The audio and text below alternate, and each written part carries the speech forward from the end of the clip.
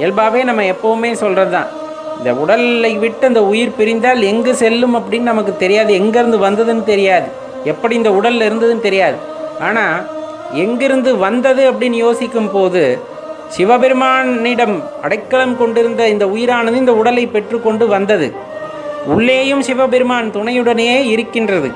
இதை விட்டு நீங்கும் போதும் கூட மீண்டும் அந்த சிவபெருமான் துணையை நாடியே அதை செல்லும். எல்லா இடத்துலையும் சிவபெருமான் அந்த உயிருக்கு ஒரு தலைவனாக ஒரு துணையாக இருந்து வழி நடத்துகிறார் அப்படின்னா அதில் எந்த மாற்று கருத்துமே கிடையாது. அதில் நல்லவருங்க கெட்டவங்க, மனுஷன் குரங்கு நாய் பூனை எலி எந்த வேறுபாடும் கிடையாது. உயிரை பொறுத்தளவு இந்த எந்த வேறுபாடும் கிடையாது. இறைவனை பொறுத்தவரையில் எல்லாமே குழந்தைகள் தான். அதில் மனிதன் என்ன உயர்வானவனா அப்படின்னு கேட்டால் மனிதனுக்கு ஒரு வாய்ப்பு கொடுக்கப்படுகின்றது. மனிதராக பிறக்கின்றார்கள் அப்படின்னா ஒரு வாய்ப்பு கொடுக்கப்படுகிறது. எல்லாத்தை விட உயர்ந்த அந்த 6வது அறிவு நமக்கு கிடைத்திருக்கிறது. அப்படிங்கும் போது அதை பயன்படுத்தி இவ்வளவு பெரிய பிரபஞ்சத்திலே இவ்வளவு பெரிய ஆற்றல்கள் எல்லாம் இருக்கிறதே, இதற்கு மூல காரணமான ஒருவன் இருக்க வேண்டும் அல்லவா? அவன் யார் என்று சிந்திக்கக்கூடிய ஆற்றல் யாருக்கு மட்டும்தான் வருகிறதுனா மனிதனுக்கு மட்டும்தான் வருகிறது. மனிதனுக்கு மட்டும்தான் வருகிறது. இது மற்ற மிருகங்கள் கூட சில இடங்களிலே சில ஆலயங்களிலே கைகூப்பி வணங்குவதை நம்மால் பார்த்திருக்க முடியும். அதெல்லாம் இறைவனுடைய பெரும் கருணை. ஆனால் இங்கே மனிதனுக்கு எல்லா வாய்ப்புகளும் கொடுக்கப்படுகிறது. மனிதனாக பிறந்த எல்லா மனிதர்களுக்கும் இந்த வாய்ப்பானது கொடுக்கப்படுகிறது. உன்னை விட உயர்ந்த ஒரு விஷயம் இருக்கிறது என்பதை உணர்ந்து கொள் அப்படின்ட்டு. அதை பல்வேறு பெயர்களில் நாம் அழைக்கலாம்.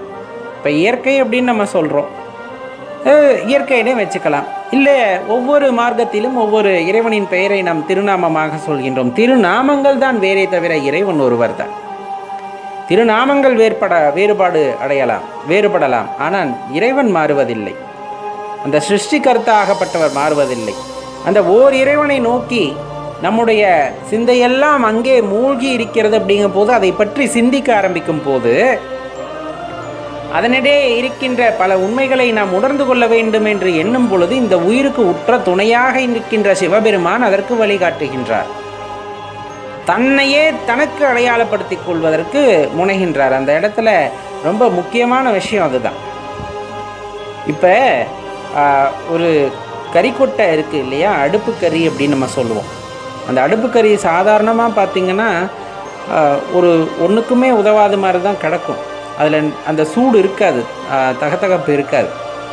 ஆனால் அது அந்த துணையாக இருக்கின்ற சிவத்தை போல அந்த நெருப்பிடம் செல்லும் பொழுது, இப்போ உயிர் சிவத்தோடு துணையோடு தான் இருக்கிறது, இருந்தாலும் அதுடன் இணக்கம் காட்டாமல் அப்படியே கொஞ்சம் இன்னும் உணர்ந்துக்காமல் தள்ளியே இருக்குதுங்கும் போது இந்த உடலில் நீடித்திருக்கிறது, இல்லை என்றெல்லாம் சொல்லவில்லை. ஆனால் ரொம்ப தெளிவாக தெரிந்து கொள்ள வேண்டிய விஷயம், உள்ளிருக்கின்ற அந்த இறைவனை அது நோக்கும் பொழுது, அதனுடன் கலக்க முற்படும் பொழுது என்ன ஆகுனா, இந்த அடுப்புக்கரியானது நெருப்பிலே போய் அடைவது போல அதை அடையும் போது இந்த அடுப்புக்கரியானது அதுவும் நெருப்பாக மாறும். அடுப்புக்கரியானது அதுவும் நெருப்பாக மாறும் அல்லவா? அதை நீங்கள் போட்டுட்டு ஊதிக்கிட்டே இருக்கிறீங்க, திரும்ப அதை ஊதுறீங்க, அப்படிங்கும் போது அதுவே நெருப்பாக மாறிடும். அப்போ இந்த உள்ளிருக்கின்ற இறையாற்றல் இருக்கிறது அல்லவா, அதனுடன் இந்த உயிரானது உற்று நோக்கி உள்ளே இருப்பது யார் அப்படிங்கிறத உற்று நோக்கி அதனுடன் கலக்க முற்படும் பொழுது நீங்கள் செய்கின்ற தியானத்தின் பலனாக, மந்திர ஜபத்தின் பலனாக இறைவனை அடையாளம் கண்டு கொள்ளும் பொழுது அந்த இடத்திலே இந்த உயிரானது அந்த இறைவனுடன் இரண்டர கலக்கிறது. இங்கே எப்படி கறிக்கொட்டையானது மீண்டும் தகதகப்புடன் கூடிய நெருப்பாக மாறியதோ, அதே போலவே உள்ளிருக்கின்ற அந்த உயிரானது இறைவனுடன் இரண்டர கலக்கின்ற நிலைக்கு அது உண்டாகும். ஆனால் அதெல்லாம் அவ்வளோ எளிதாக நடந்து விடுமா அப்படின்னா, உணர்தல் அப்படிங்கிற ஒரு விஷயம் மட்டுமே நம்ம அந்த நிலைக்கு எடுத்து செல்லுமே தவிர வார்த்தைகளால் பேசுவதாலோ காதால் கேட்பதாலோ அது நடக்கப் போவது இல்லை. யார் ஒருவர் உண்மையாகவே அன்பின் ரூபமாக மாறுகிறாரோ அப்போ உள்ளத்தில் குடிகொண்டிருக்கின்ற அந்த இறைவனை தரிசிக்க முடியும். இல்லைன்னா சொல்ல முடியாது. கண்டிப்பாக அந்த அன்பு வயப்பட்ட நிலை அப்படிங்கிறதும் சாதாரண விஷயம் அல்ல. இந்த மானுட பிறவியிலே எல்லா பொருட்களையும் தனக்கு உரித்து அப்படின்னு நினைக்கும் போது இந்த அன்பு அப்படிங்கிறத விட்டு நம்ம வெகு தொலைவில் கடந்து நிற்கின்றோம். பொதுவானது அப்படின்னு நினைக்கின்ற எண்ணம் அவ்வளவு எளிதாக வந்துவிடுமா அப்படின்னா அவ்வளவு எளிதாக வருவது இல்லை.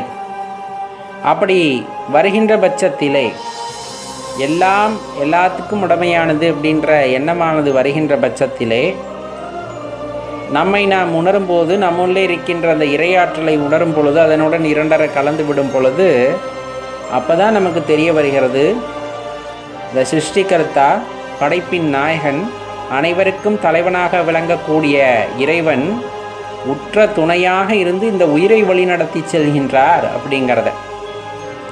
அவர் உற்ற துணையாக இருந்து இந்த உயிரை வழிநடத்தி செல்லாமல் இருந்தால், துணையாக இல்லாமல் விலகிவிட்டாலே இந்த உயிரும் சேர்ந்து சென்று விடுகிறது, அவ்வளவுதான்.